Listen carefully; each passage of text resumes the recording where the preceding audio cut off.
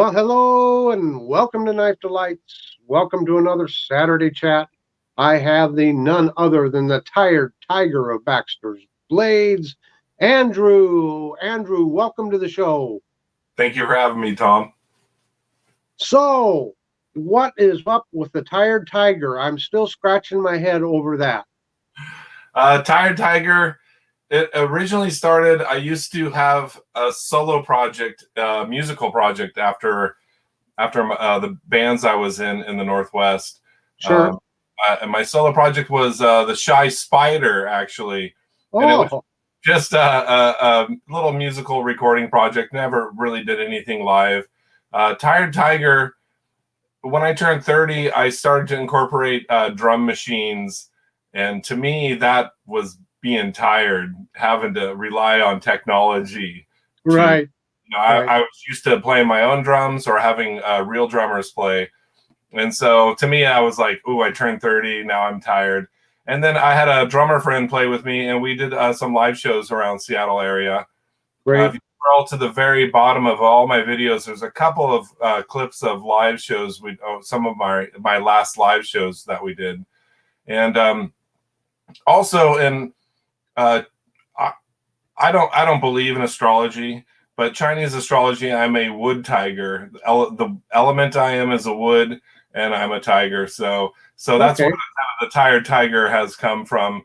Okay. And when I first started, going on Saturday Night Live with a JB and stuff and commenting, Tired Tiger was the name that was up, and I basically used my YouTube page that was under that name and Sure. transformed it, and eventually realized once I started doing more knife reviews and knife shorts and stuff that Baxter's Blades had a more of a ring to it for for a knife channel. Tired Sure. Tiger is just like, people are like, what's that? So Yeah. but I do like the tired, or the tiger symbol, Sure. and I know you do. You got wonderful, wonderful stickers. yeah, and I was really happy to send out different variations to all the channels so they could check them out and give me their input, because I'm a little indecisive. I had like 5 different ideas and stuff, so the input was great, and I'm very happy with the sticker. So I guess the follow-up question would be, what would make a musician get interested in knives? Well, I haven't really been seriously playing music for the last 10 years. Um, I think I have a little bit of an obsessive compulsive, I don't know if you'd call it a disorder, but when I get into something, I really heavily get into it. And so, like, when I got into music as a teenager, I was into it for years. Yep. I was into sailboats for years and years. I got really heavy into sailboats. I've lived on sailboats. I've had multiple sailboats, and I still like them. I just can't afford one unless I'm living on it. Yeah. Yeah. And then slowly got into motorcycles. And I think right around when I was 30, 31, started to get really heavily into motorcycles. So I've been in the last 20 years.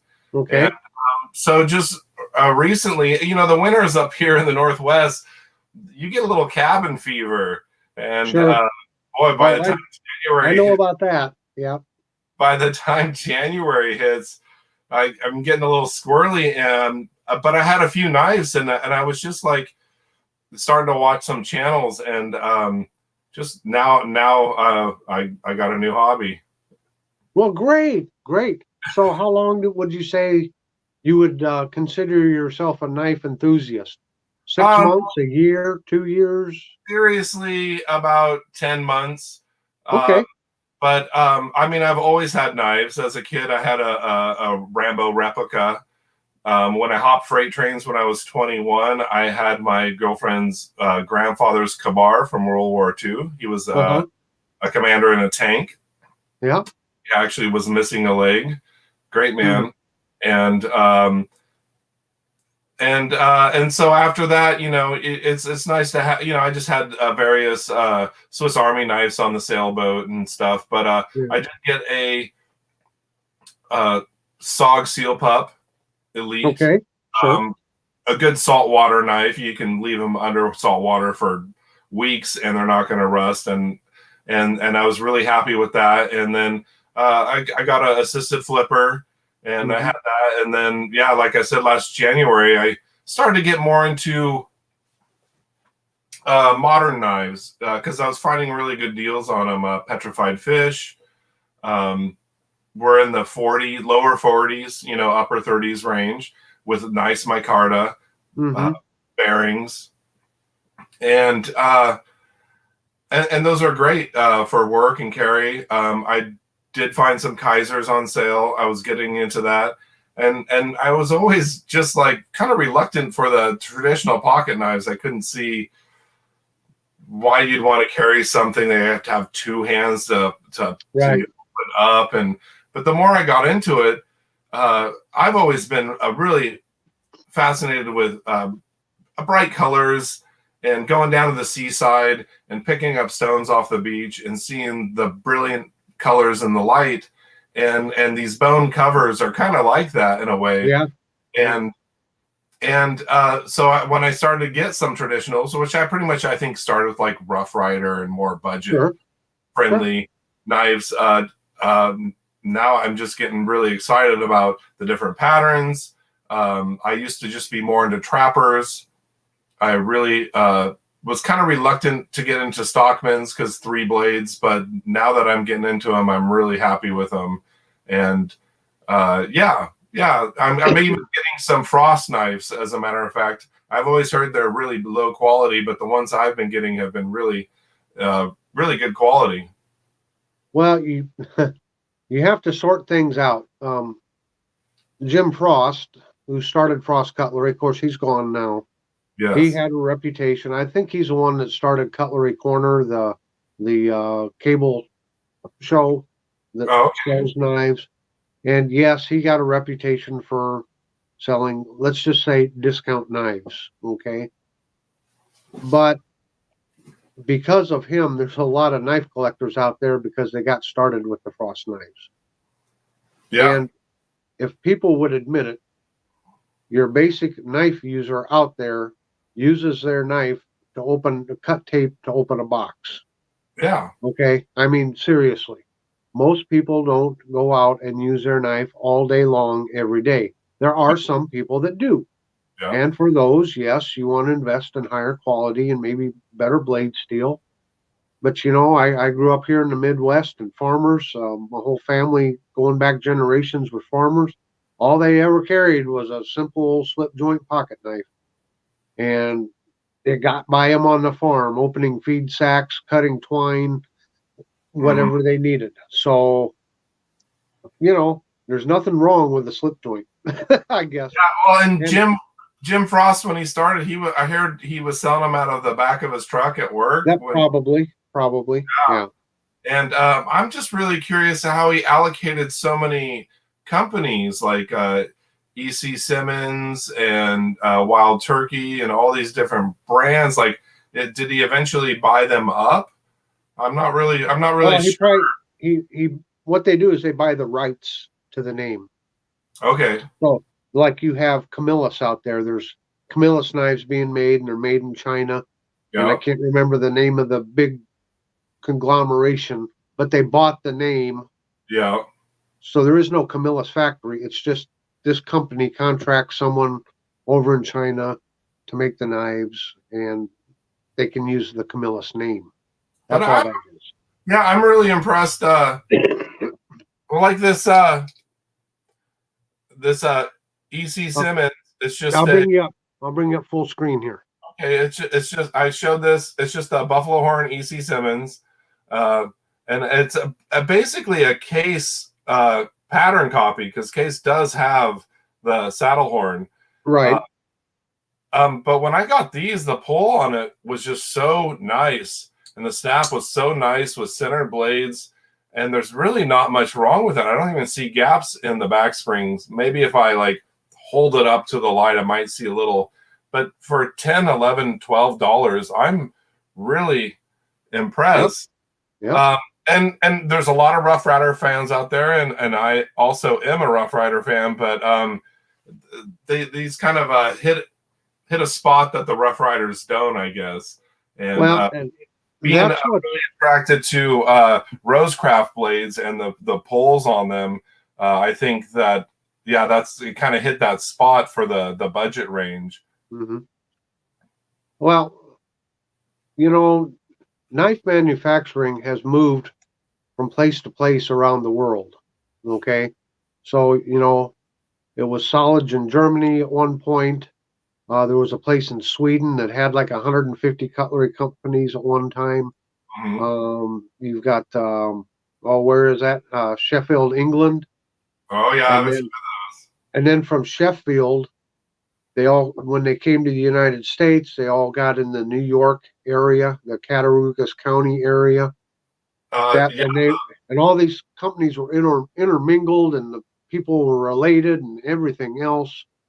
And so, for a long time, all the knife manufacturing in the U.S. was done in that little small area, within like a 200-mile radius. Um, I grew up in the 60s, 70s, and I remember everything being referred to as Japanese junk because it was right after World War II, and Yeah. they were putting out the transistor radios, and they made the little cheap toys, and so it was all Japanese junk. Well, Same with the motorcycles. They were calling them junk. yeah. Well, they improved, over the years. They got very good at the manufacturing process, and now they, for a long time there, I don't know about now. I'm not into electronics anymore, but it used to be Japan was the place to go for electronics. Yeah. Now I think South Korea's taken over some of that. Okay. So knife making for a long time went to Taiwan and Japan, and they were making all the knives. Mm-hmm. Well, now China has come out in the last 10, 20 years, and you can't call them junk knives because a lot of those knives are of good quality.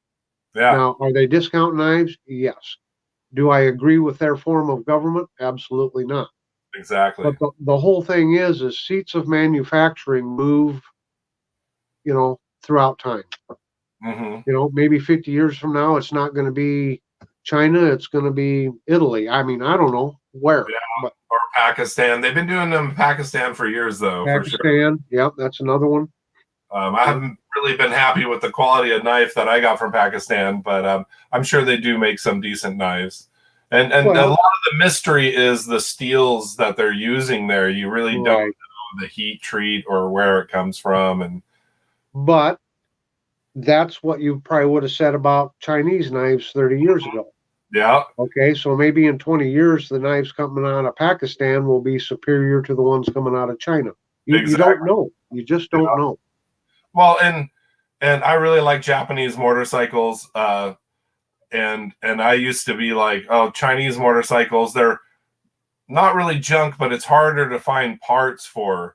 And they've really made a stretch the last few years. And I don't think I'd buy one yet, but as far as knife manufacturing goes, they've been doing this for years. And I was really impressed with what I've been getting from China as far as modern knives and slip joint knives. Now, case knives and buck knives, I've had a few duds, but it hasn't been that bad, and I really like to support the local businesses of this country, and I know they're a little bit more expensive, but a lot of the case knives I've been getting, just like a case brown bone trapper, you'd think be like $50-$60. I'm finding them for less price than Rosecraft. I'm finding them in the $40 range, and to me, that's a deal. And when it's good quality, made in America, I've been very happy with it. Now I can't buy, as many Rough Riders or frost knives as a case knives, but the ones I do, I'm a little bit more particular in picking them out, and been really happy with them. What's nice about the frosts and the Rough Riders and the marbles, and the marbles knives, whoever's making those, they're wonderful. Their bone inlays are just wonderful. I have not had any problems with them at all. But what's nice about those, like you said, especially for someone starting out, do I like this pattern? Do I not like this pattern? You can get one that's pretty budget friendly, not hard on the wallet. You can get it in your hand. That's one thing to look at it on a computer screen. That's another Yeah. thing to have it in your hand. And Mhm. you can get it in your hand and say, well, this looked like a great knife, but it's uncomfortable. I don't like this pattern. You know, you can set it aside and you're not out a lot of money. And then Yeah. you're going to get a pattern one of these days and you're going to absolutely fall in love with it. Look at TK and his sow bellies. You know, Oh, he just, you know, he's got all those sow bellies. He just loves that pattern. So he's out trying to get every, you know, cover material and everything that Rough Rider puts out of sow belly. And yeah, it's just, yeah. it's funny how different people collect different things and why they collect them. Yeah, and So, I used to not. Oh, I'm sorry. Go ahead. well, I was just going to say, you were saying you were, what was that, OCD? Oh, obsessive compulsive. Yeah, obsessive compulsive. When I Yeah. get into something, I really get into it. Well, I got into it with my case Ictus knives, the you know, the fish symbol shield on the case knives. Oh yeah, yeah. Every 2 or 3 years, they come out with a family of them, about 7 or 8 or 9 of them. Singing Toad And has now I've been focusing on making sure I get that entire family. So I've got two families of those. One yeah. in the smooth purple curly maple, and one in the whole family of the synthetic blue ice. But it's like I'm obsessed with it. It's like I lay awake at night, like I hope I can save up enough money and they're not all sold out. You know, Yeah. I got 2 more patterns to get to complete the family. Yeah. You got to look for them, and they're currently on back order or something like that. Yeah. So yeah, it's and I was never a case knife collector. I mean, but they came out with that Ictus shield, and of course I'm a Christian, so that Mhm. shield means something to me. And boy, I got bit by the case bug hard on the Ictus shields. Yeah, It's very unique, and it's pretty awesome. yeah, It is definitely really awesome that they do that. And yeah. they have a lot of cross shields too, which They is do. cool. And then that's a niche that other manufacturers really don't do. Yeah, And and like you said, it is nice to be able to just pick up a pattern. That's what I've done. Like if I've been unsure about a certain pattern, I'll pick one up for $15 from Rough Rider or Frost. yeah. And if I like it, I'll seek out the case version of it. Right, right. They're usually $50 to $70. And I've never been a really heavy into Barlows because I thought they were too small, but that's what I did with Frost. I started picking up the Ocoee River Barlows and was really impressed with them. Yeah, And that got me into Barlows, and now I've gotten some Arthur Wright and Sons. yeah. And I actually just ordered my first case Barlow last night. Hopefully before they go out of stock, because you look at them on eBay and they're over $100. Yeah, Decent, and I'm like, well, I'm not going to really spend that. So yeah. they did come out with. They're starting to come out with some, which is really nice. Yeah, that the Barlow pattern's nice because as it gets round there at the bottom, it really fills in the palm of your hand, doesn't it? And give you a good grip. Yeah. Yeah, and once I actually got one and held it, I'm like, this is a good little just pocket knife to have. It is. I've always been more of a trapper fan, but yeah, it's nice to have a little smaller pocket carry. Right. And actually, I used to wonder, like, how could anybody get into peanuts? They're so small. And then I got one, and I'm like, yeah, it is small, but I put it in my pocket. I barely notice it, and it's great for just opening up small stuff. Yeah. Or, and that's one of those, you can get one in a fancy pattern, and because there's not as much steel to it, the peanuts usually cost a lot less. But if you want a nice one to wear to weddings or have on you during, attending funeral services or, other dress up events type things, you can throw something like that in your pocket. You still got your emergency knife because I don't know, through the years, it always seems like you're at a gathering and there's some woman that forgot to cut a tag off her dress or forgot, they need a little knife to cut a little something, and it was always nice to be the hero to say, oh, here, I can cut that off for you. Exactly. Yeah. Yeah, I But recently. Again, you pull out a little peanut, nobody panics. Exactly. You whip out one of the modern knives with a 4-inch blade on it, and they're like, "Whoa!" I've done that a few times at work. In my profession, I do signage for a living, so we hang signs in apartment buildings, condos, interior, exterior, businesses. So on a construction site, it's not as intimidating, but right. Occasionally, yeah, I would whip out a big modern knife and people kind of stand back a bit. So I do carry these traditionals with me for those occasions for sure. Yeah, and like a little peanut, that's a nice little, fifth pocket knife. You can carry more than one knife, which I almost always do. So yes. You can, I have my Victorinox Evo Grip 11. That's the first knife that always goes in my pocket every day. That way I got a screwdriver, got a toothpick, I got, a couple little tools there. I pull that out, nobody panics. Then I usually have a little small pen knife or something like that, and then I'll probably have, a larger knife and maybe a modern even with me. But so you got choices. Yeah, the Swiss Army knife is very not intimidating, and you have multiple tools on it. They're great carry. I'm not such a huge Victorinox fan as a lot of people are. I have 2 in my shop, and then I recently picked up a 3rd. But great knives for sure. They are. They're very handy. I understand. I'm not into Victorinox myself, although it's funny. My two most carried knives have been Victorinox. I had one I bought in Hong Kong in '88, and I carried that in my pocket for about 2 decades. Now I got the Evo Grip 11, and it's in my pocket every day. So, yeah. But I don't collect them. But I always have one on me. Yeah, they're very convenient and great tools to have. But I'm not as much of a collector of them. I'm more into. Been really happy with collecting like the older knives that if I can find them. But as far as collecting, I love the bone covers and stuff like that. Yeah. I mean, I have an assortment of modern knives, so maybe 24. I actually just recently ordered another modern knife the other day. I think it was Kentucky Knife Hunter showed it, and I was like, and there's some good deals, if it's $30, good materials. Occasionally I'll pick one up, but I predominantly will be getting traditionals. And I've recently went to an antique store. There's not very many flea markets around here, but picking up this 1975. It's a 6244. It's just a little jack. Right. I thought it was just brown Delrin, but people are saying I think that's bone, and it was kind of worn, and it's got a patina.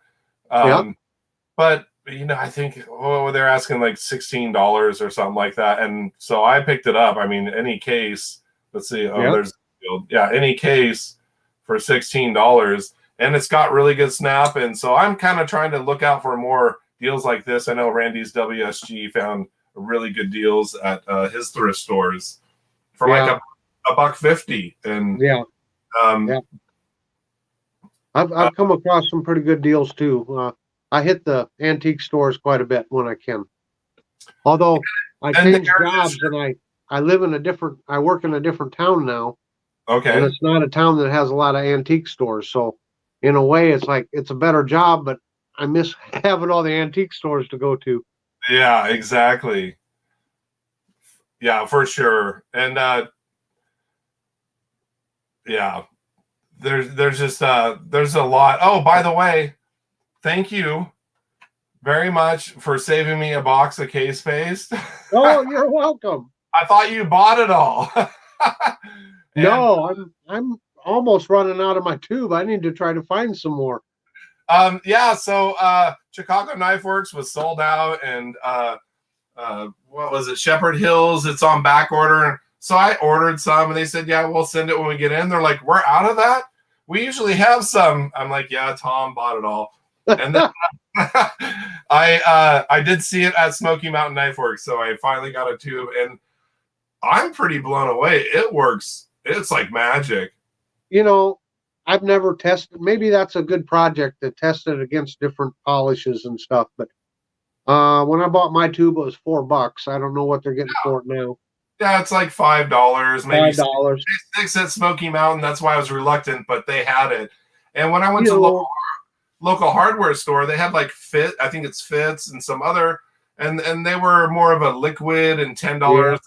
And I was like, I heard that's really good, but it'd be nice to test it to some other stuff. But it would be, yeah. I picked up a used Redbone mini trapper on eBay, and I didn't realize that in the pictures, the backside, the bolsters has some patina on it, and I got it, and at first I thought like the coating was worn off, but I took that case paste to it, and it brought it back to brand new, and I was like, holy cow! So I was really happy I got it, turning old knives into new knives again. Yeah. Well, I like to clean them, and especially when you have brass and nickel silver bolsters. If you leave the oil, the salt and oil from your fingerprints and stuff, it will start to scar it and eat into it. So I always try to keep things wiped off. Now, if it's my work knife that I'm just throwing in my pocket every day, I don't worry about it. But some of my collectibles and that, I always try to keep them wiped off at least. Yeah, and I have a buck 110.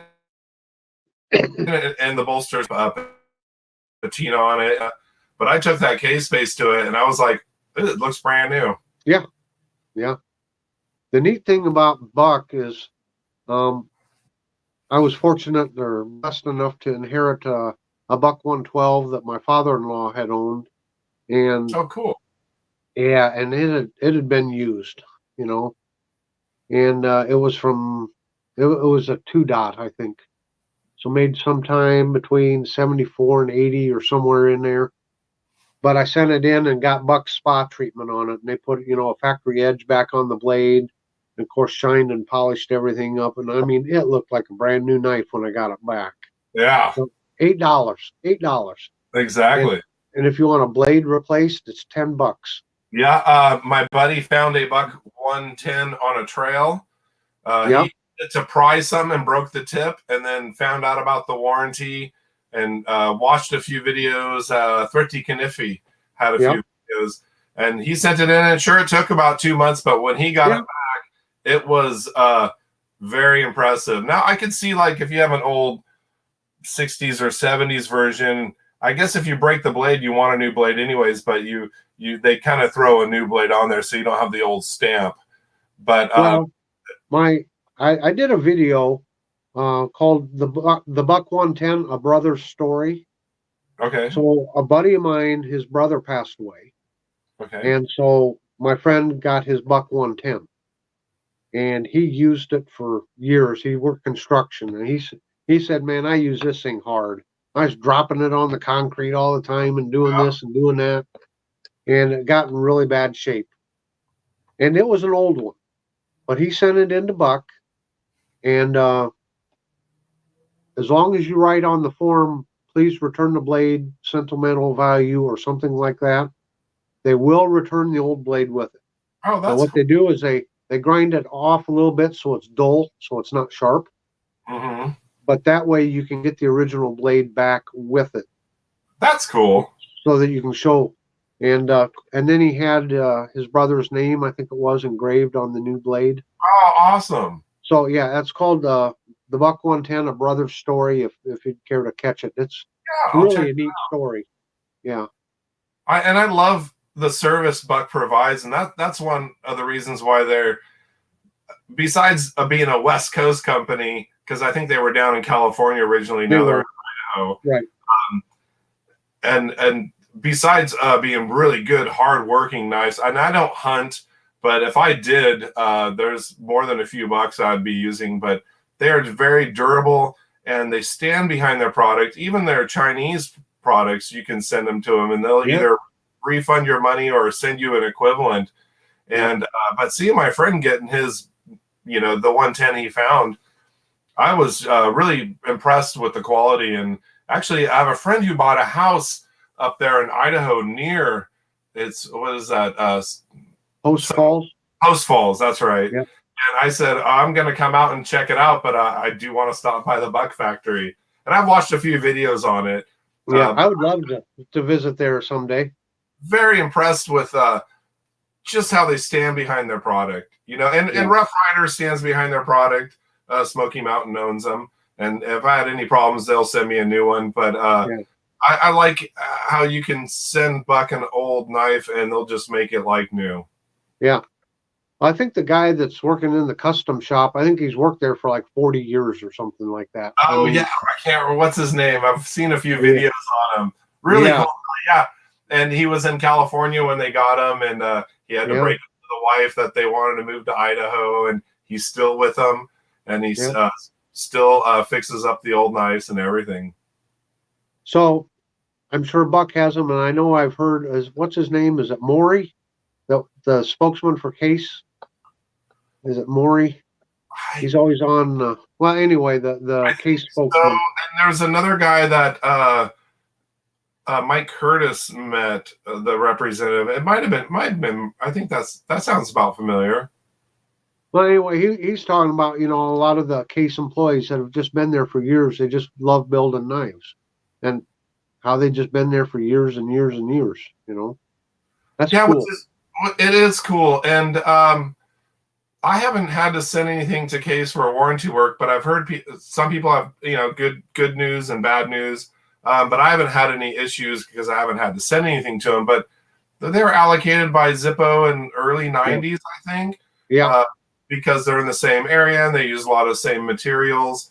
But I haven't.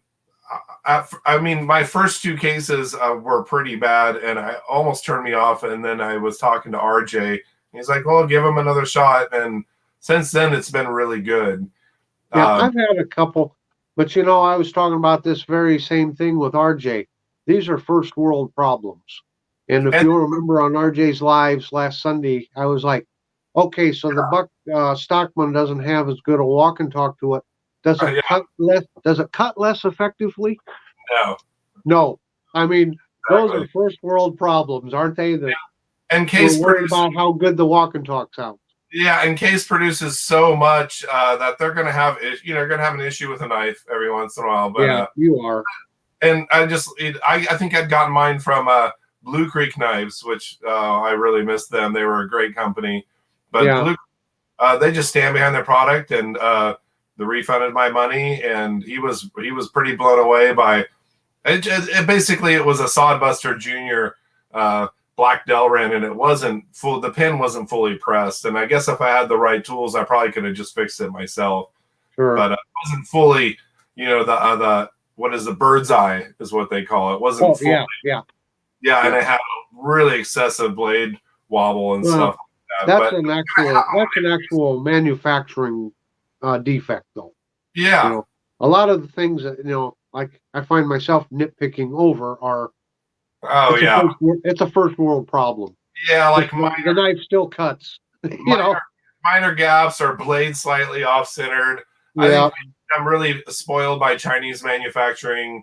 Rosecraft has like perfect center blades, 0 gaps, but they do go through their knives and they pull out their seconds and make sure that nobody gets one of those, and they'll sell them later at a discounted price. Right. But yeah. So have you come across, or have you started to hone in on a particular traditional pattern, slip joint pattern? I know you mentioned Barlow's. Are you kind of honing in on them now, or? I'm kind of more honing into Stockman's. Like I started with Trappers, Barlow's. Of course, I love Sodbuster Juniors. The case are just really nice. I love the bone covers on Case. I haven't found anybody who can surpass them. But Stockman's, and of course I have a Case large Stockman, an amber bone and carbon blade. That was a big splurge to me. That was probably the third case I got, and I was so nervous when it was shipped. Like, please, hopefully it'll be all right. And it was perfect. But recently, I picked up this just a Kershaw. It's the Brandywine, which has been out for a while. Okay. In G10 and 7CR steel, but now they have smooth red bone and D2 steel, and they're the same price. They're probably $18. And this is the smallest Stockman I have. I've collected Roper medium Stockmans, but this is probably comparable to a Case medium Stockman. but I've been pretty impressed with it. For this is like 20 or 18 to $24. Yeah. And so I'm actually the Stockman pattern I've been getting really into. I have it's nice to have the 3-blade choice. yeah. Now, Yeah. originally that was designed so that the spay blade was a spay blade. They never used that blade except for one reason and one reason only. So that was always the sharpest blade on the knife. Yeah. Okay, so then you have the sheep's foot. They were always using that to clean out hooves and things like that. And that was probably the most heavily used blade. And then you have the option of the longer clip point if you need a longer blade. But the spay blade did not get used. It was kept in reserve for its intended purpose. Now, a spay blade on a stockman is different than a spay blade on a trapper.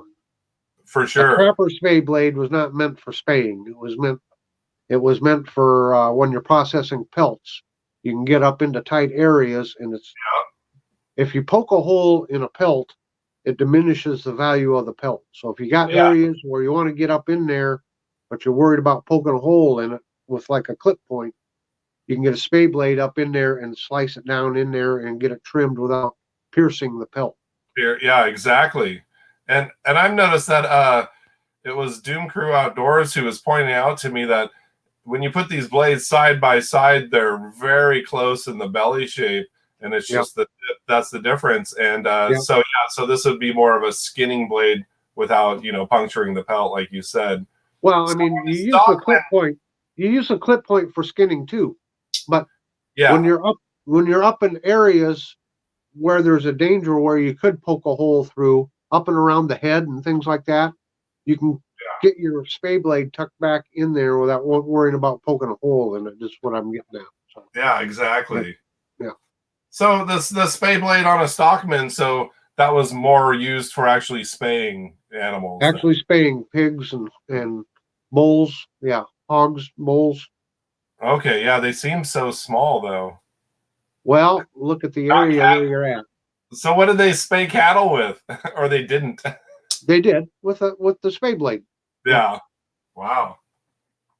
But you've got a lot of blood vessels and everything up in that area. You want a small blade. You got to make your precise cuts. So that's why it's a small blade. So Assad Jr. wouldn't work? Probably not. I mean, it might work, but you might make some cuts you don't want to make. Exactly. Yeah. Yeah. True. So think of the spay blade on a like a stockman as a surgical blade. Yeah. Yeah. So fascinating. Yeah. So yeah, I posted a video last night. My friend found his grandfather's old timer. This is great. And it's at first I thought it was stainless steel, and I thought all old timers were Delrin. To me, it looks like bone, but RJ said it was Delrin but you see the white in there. So I've never seen Delrin. I thought Delrin almost had like more of a consistent color, but no, there's different. Yeah. But it almost like it fooled me. I thought this was bone for sure. And RJ said, no, it's Delrin. And I thought it was stainless, but it doesn't have the stamp. So this is actually a carbon blade. Yeah.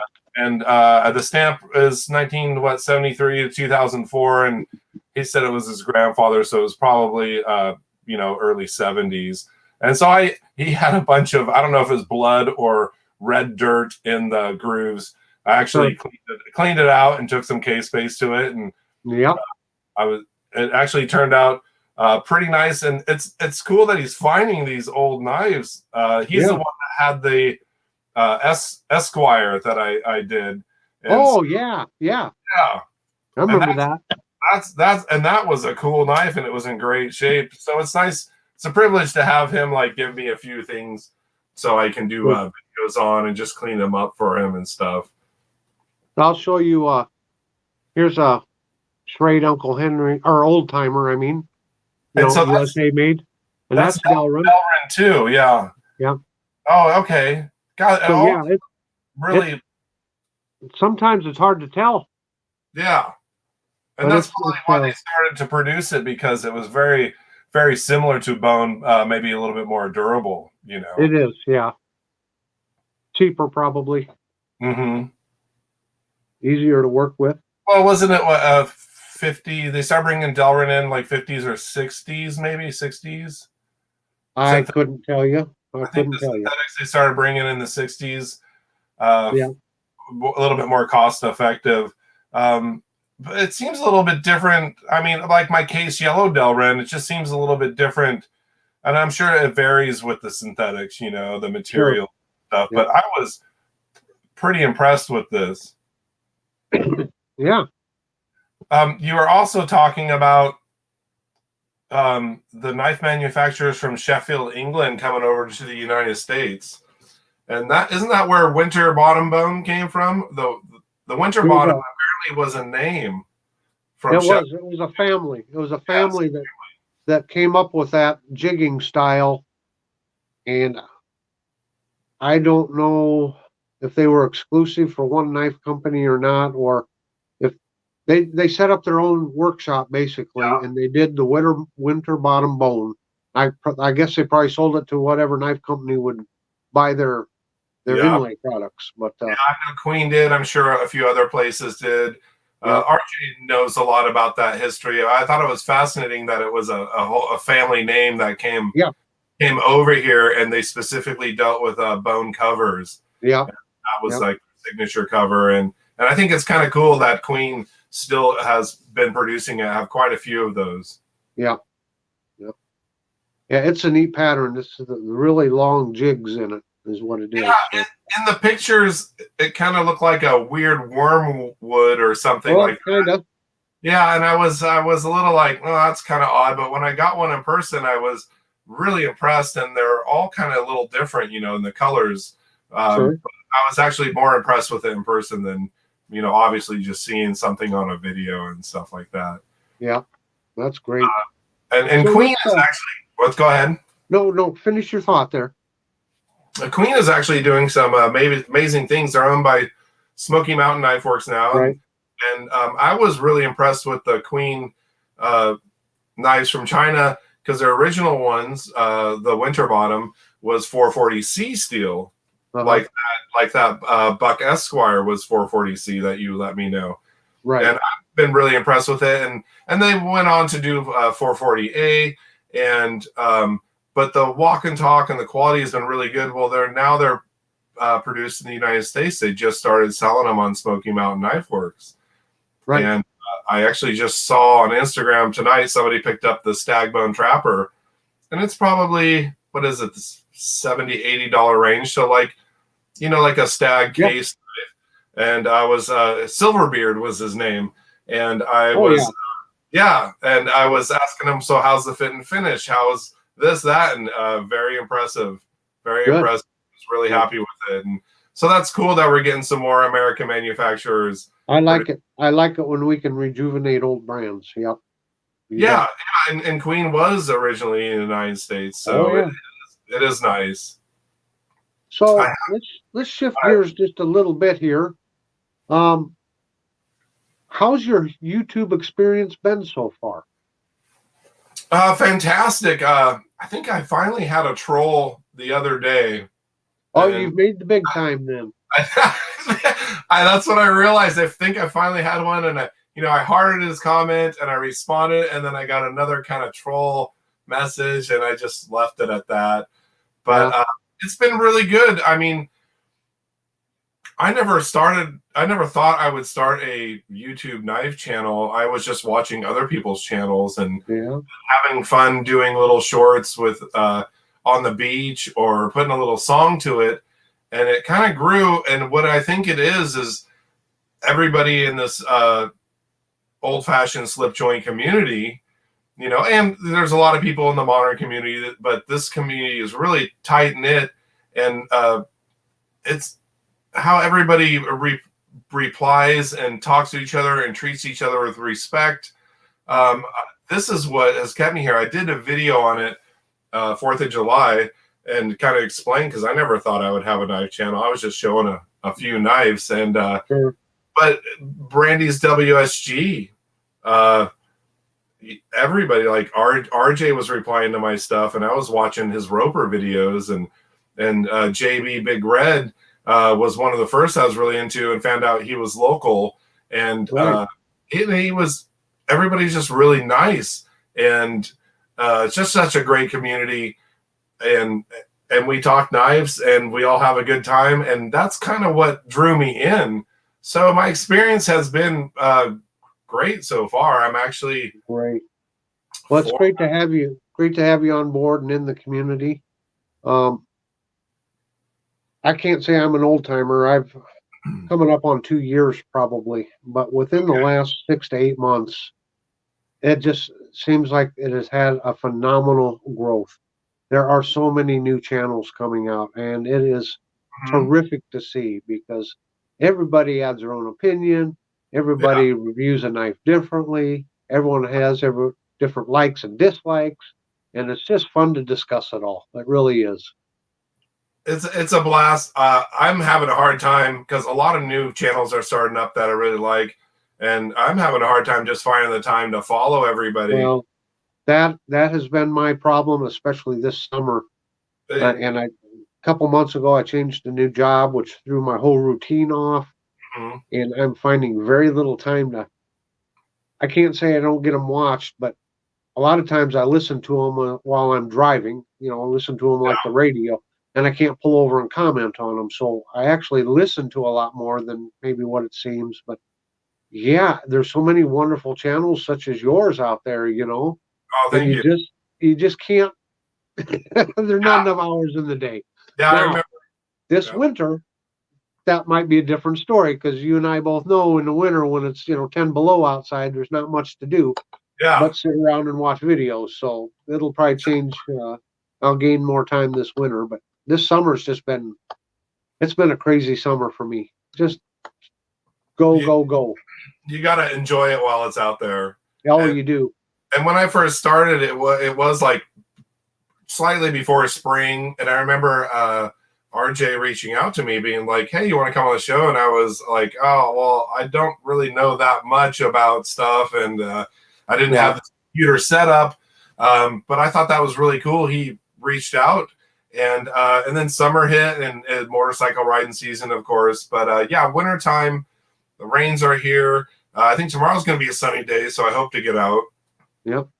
But when I reach out to some of these channels, they're a little hesitant, because it's like, oh my gosh, I got to show my face. I got to do this. I don't know about this. I don't know about. Was this a painful experience? Was it painful to be on RJ's live? No, not at all.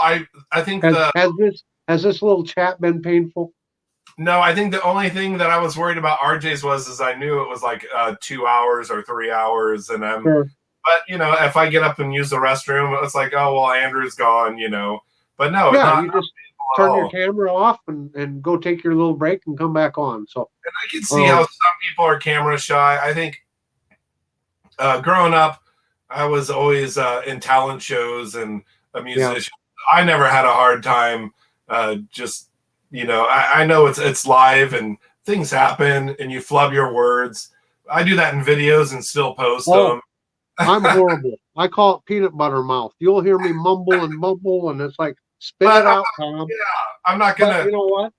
And when I first started, I got to edit all that. I got to redo that. And anymore, I just laugh at it and say, sorry, folks.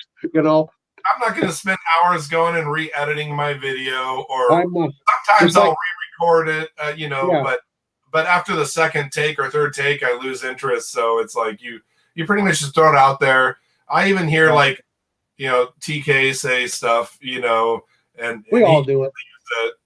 But that gives each channel the charm that it has, I think. Well, it does. It does. So I just try to poke fun at myself and keep moving on.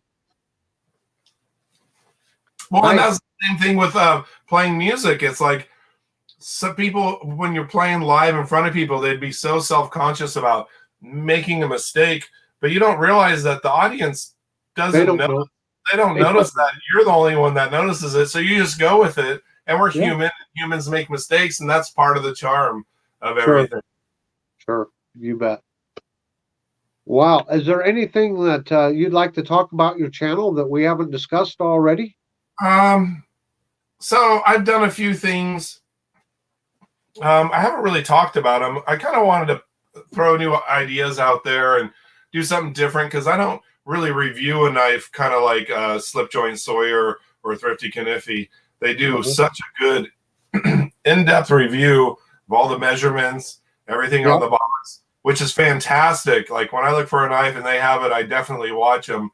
I've been getting more into measuring, but when I met JB, I said I had this idea, and I'm not trying to promote the use of alcohol at all, but I thought Barlow's and beers was a good idea. So I have one more Barlow, one more beer, and basically I talk about knives. I may show like, hey, this is the beer I have. So that was kind of my idea, which has been really popular. Some of my most watched videos. And then I decided, well, I have a lot of trappers. I want to do Trapper Talk with Baxter. So I have kind of a series like that. So I'll go touch in on different manufacturers in an episode. Good. So that's a good idea. Yeah, a little different, which I think is kind of cool. But one of my buddies did say, like, boy, you talk about a lot of knives in the video. You should hone it down to one or two, which if you do, and I do have those videos where you do get more in it. I did have one person comment, which was concerning. It was about one more Barlow, one more beer. He's like, kids watch these videos. And I kind of didn't think about that because you do your settings, no children, but I don't know what the cutoff limit is for that.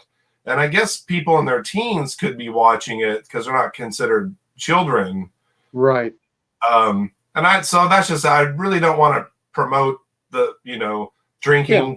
It's already promoted enough on television all over football and everything.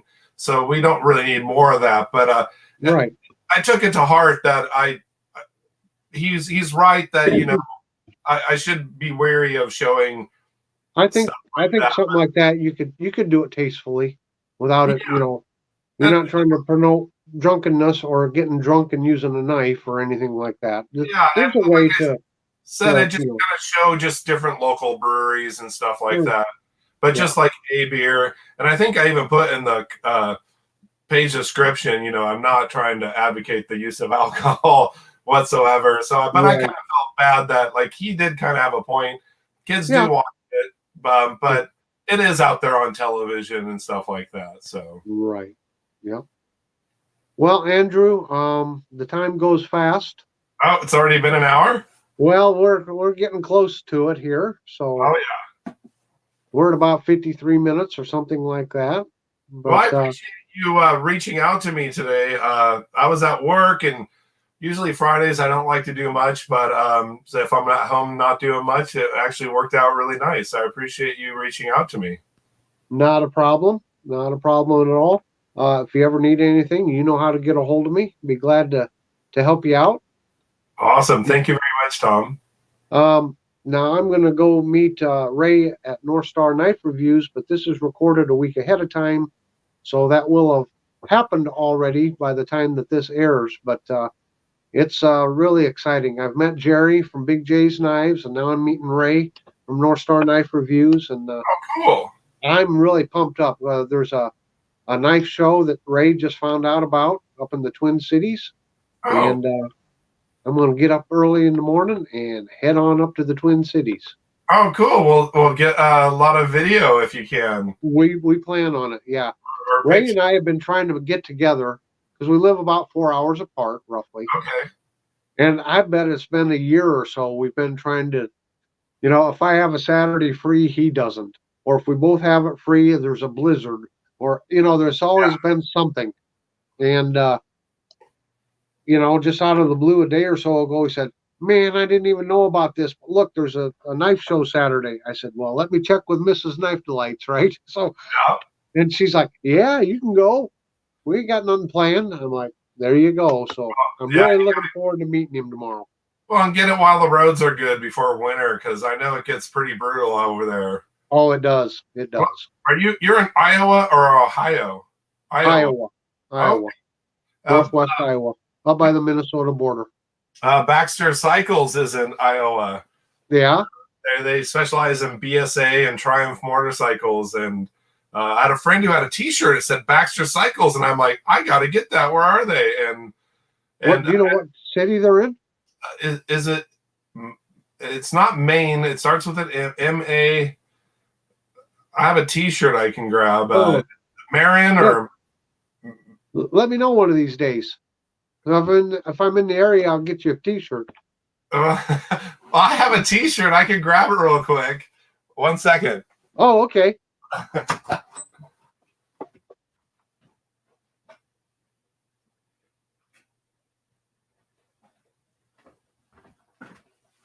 Okay, so we got Baxter Cycles. We go fast.